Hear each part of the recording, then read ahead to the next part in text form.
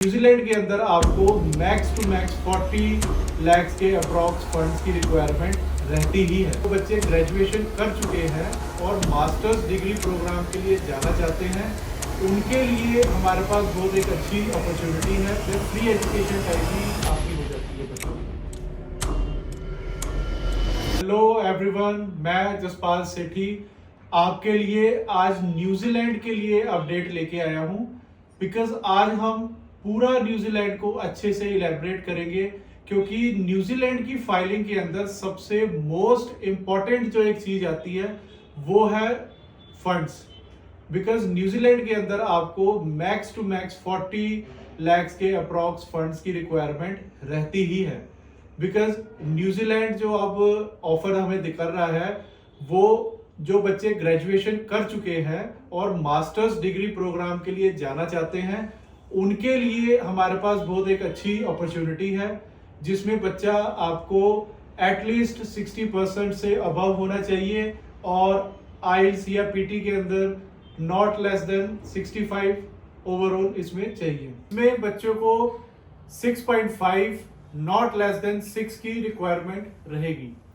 इसमें आप अपने स्पाउस को भी साथ में लेके जा सकते हैं और अपने किड्स को भी साथ में लेके जा सकते हैं। स्पाउस आपका ओपन वर्क परमिट पे जाएगा और किड्स के साथ आपको ये बेनिफिशियल होगा कि किड्स आप अपने वहां पर, जैसे अगर आप as a main applicant study करने जाते हैं तो आप अपने जो बच्चे हैं उनको वहां पर स्कूल में एजुकेशन भी करवा सकते हैं।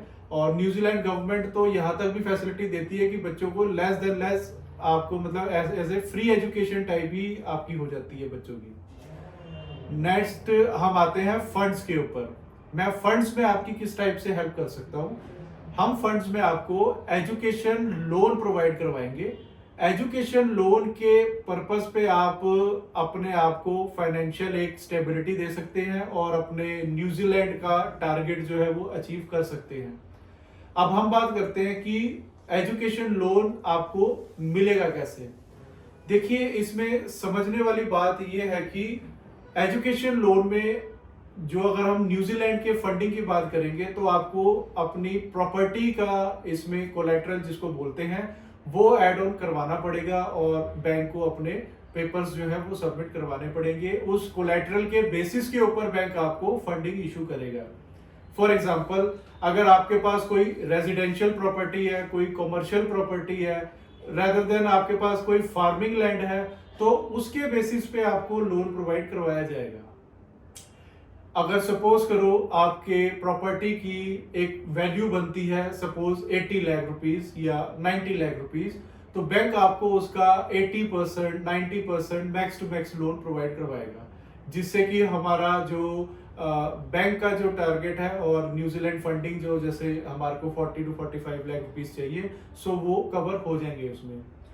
इसमें क्या होगा, जब बैंक आपको लोन प्रोवाइड करवाता है तो वो पैसा जब आपके अकाउंट के अंदर ट्रांसफर हो जाएगा एज ए स्टूडेंट, जब आपके पास वो मनी आ जाएगा तो उसको आप सीधा न्यूजीलैंड गवर्नमेंट को एफटीएस कर सकते हो, जिसको हम फंड ट्रांसफर बोलते हैं। उसमें आपकी 1 साल की फीस काउंट हो जाएगी, आपका 1 साल का लिविंग कॉस्ट काउंट हो जाएगा। रेदर देन बैंक आपकी ये भी गारंटी लेगा कि इसको नेक्स्ट ईयर भी मैं लोन प्रोवाइड करवाऊंगा अगर इसकी एजुकेशन में आपकी कॉलेज की फीस की नीड पड़ती है तो। अब बात करते हैं आपके जो लोन एप्लीकेशन के लिए पेरेंट्स की एलिजिबिलिटी क्या चाहिए या आपके पास किन किन डॉक्यूमेंट्स की प्रिपरेशन होनी चाहिए। फर्दर सपोज कीजिए कि अगर आपके parents as a mother as a father अगर वो एक जॉब करते हैं, चाहे वो प्राइवेट है या वो एक एज अ गवर्नमेंट एम्प्लॉयड है, तो उनका एक अच्छा सिविल स्कोर होना चाहिए। सबसे पहले हम उनका सिविल स्कोर चेक करेंगे।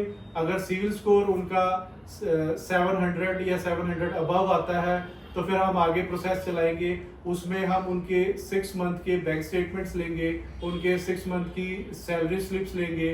अगर सपोज अगर वो गवर्नमेंट एम्प्लॉयड है तो हम उनका फॉर्म 16 लेंगे एंड देन उनकी प्रॉपर्टी जो आपकी होएगी, जैसे मैंने पहले ही बताया था, आपकी प्रॉपर्टी में हम उसकी वैल्यूएशन करवाएंगे कि उसकी प्रॉपर्टी की कितनी वैल्यू है। उस बेसिस पे इस तरीके के डॉक्यूमेंट्स को हम प्रॉपर फाइल रेडी करके फिर वो बैंक में सबमिट करेंगे एंड देन बैंक इसको मैनेज करेगा कि as per maximum to maximum वो कितना लोन आपको प्रोवाइड कर सकता है।